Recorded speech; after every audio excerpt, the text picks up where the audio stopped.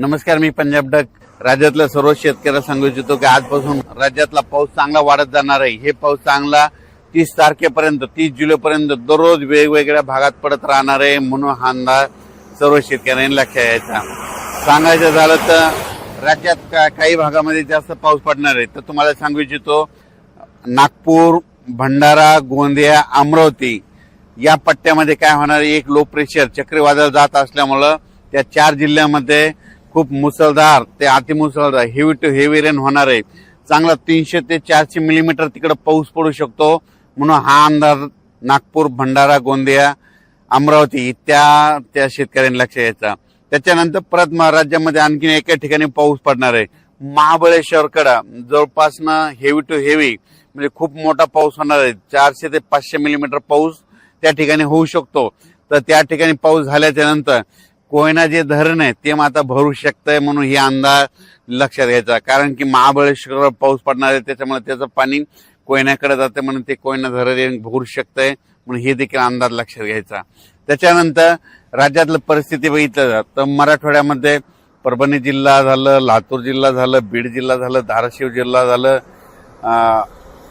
जालना जिल्हा, संभाजीनगर या इथं काल देखील आज देखील पाऊस पडला. आणि आणखीन जवळपास 30 तारखेपर्यंत असा दररोज वेगवेगळ्या भागात काही काही ठिकाणी जोराचा पाऊस पडणार, कुठं रिमझिम पडणार, कुठं पेंडोलता पडणार. म्हणून मराठवाड्यातल्या शेतकऱ्यांना अंदाज लक्षात यायचा.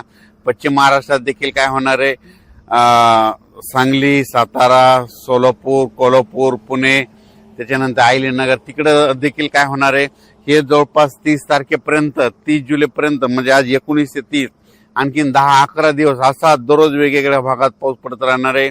म्हणून हा अंदाज लक्षात यायचा. त्याच्यानंतर इकडे उत्तर महाराष्ट्राकडं नंदुरबार जिल्हा झालं, धुळे जिल्हा झालं, नाशिक जिल्हा झालं, त्याच्यानंतर अहिल्यानगर, इकडं संभाजीनगर ह्या पट्ट्यामध्ये देखील काय होणार आहे की तिकडे देखील असा म्हणजे 19 तारखेपासून ते 30 जुलैपर्यंत असा दररोज वेगवेगळ्या भागात विखुरलेल्या स्वरूपाचा पाऊस पडणार आहे. म्हणून हा अंदाज लक्षात यायचा. मुंबई पुण्याला देखील जोराचा पाऊस सुरू राहणार आहे. म्हणून हे देखील लक्षात यायचं. पण कोकणपट्टी आणि घाटमाता परिसर मात्र 19 तारखेपासून ते 27 तारखेपर्यंत खूप जोराचा पाऊस पडणार आहे घाटमाता आणि कोकणपट्टीकडे. म्हणून ही अंदाज त्या शेतकऱ्यांना लक्षात यायचा. तसेच नांदेड जिल्हा, हिंगोली जिल्हा, परभणी जिल्ह्यातला काही भाग तिथं, त्याच्यानंतर धाराशिव, लातूर त्या आणि बीड जिल्ह्यात जे भाग वंचित राहिला आहे त्या ह्या 5-6 दिवसामध्ये ज्या भागात पाऊस नाही पडलेला तिथं पडून जाईल आणि त्या भागातील शेतकऱ्याची पेरणी होणार आहे. म्हणून हा अंदाज सर्व शेतकऱ्यांना लक्षात यायचा. सांगायचं झालं तर राज्यात जवळपास आणखीन 30 तारखेपर्यंत 30 जुलैपर्यंत दररोज वेगवेगळ्या भागात पाऊस पडत राहणार आहे. म्हणून हा अंदाज लक्षात यायचा.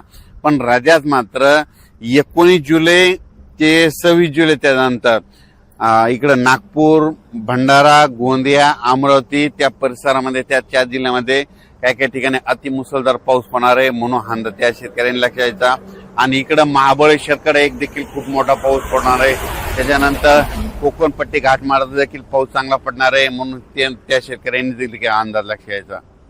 तसेच जळगाव, धुळे, नंदुरबार आणि नाशिक तिकडे देखील आज 19 तारखेपासून 26 तारखेच्या दरम्यान दररोज वेगवेगळ्या भागात पाऊस पडणार आहे आणि त्या शेतकऱ्यांच्या पिकाला जीवदान ठरणार आहे. म्हणून हा अंदाज सर्व शेतकऱ्यांना लक्षात यायचा. आणि त्याच्यानंतर अहिल्यानगर जिल्ह्यामध्ये आज 19 तारखेपासून ते 26 तारखेच्या दरम्यान दररोजच पाऊस वाढत जाणार आहे, सगळीकडे पडत जाणार आहे आणि सगळ्या अहिल्यानगर जिल्ह्यातील सर्व तालुक्यामध्ये पडणार आहे. म्हणून त्यांनी देखील हा अंदाज लक्षात यायचा.